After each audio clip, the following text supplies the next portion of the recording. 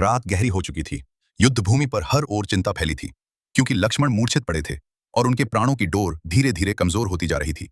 एक ही आशा बची थी, संजीवनी बूटी, और उसे लाने के लिए निकल चुके थे हनुमान। आकाश को चीरते हुए, पर्वतों को पार करते हुए वे तेजी से हिमालय की ओर बढ़ रहे थे। उनके मन में केवल एक ही संकल्प था, लक्ष्मण को बचाना है। लेकिन लोक कथाओं में कहा जाता है कि इस यात्रा में केवल वेग नहीं, एक रहस्य भी उनका इंतजार कर रहा था। जैसे ही हनुमान उत्तर दिशा में पहुंचे, उन्हें दूर एक चमकता हुआ आश्रम दिखाई दिया। वहां दीप जल रहे थे, मंत्रों की ध्वनि आ रही थी और वातावरण में एक अद्भुत शांति थी।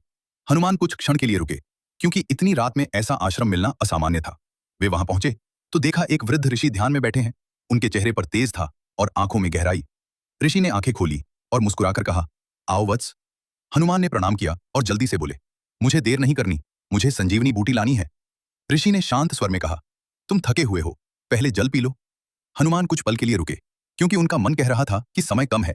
लेकिन ऋषि की वाणी में ऐसा आकर्षण था कि वे मना नहीं कर पाए।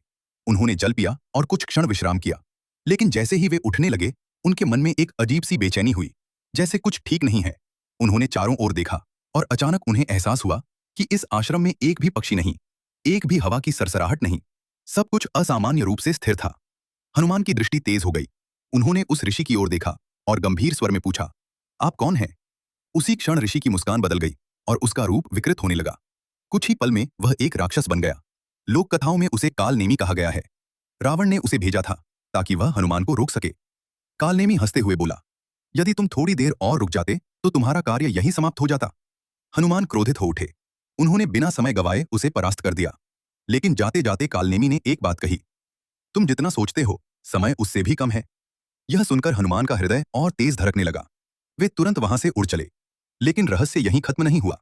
कहते हैं जैसे ही वे आगे बढ़े, उन्हें एक और अद्भुत दृश्य दिखाई दिया। एक छोटा सा सरोवर जिसमें एक मगरमच्छ था। जैसे ही हनुमान वहां पहुंचे, वह मगरमच्छ अचानक एक अप्सरा में बदल गया। उसने हनुमान को प्रणाम किया और कहा, आपने मुझे इस शाप से मुक्त किया। सावधान रहिए, हर मोड़ पर माया आपका मार्ग रोकेगी।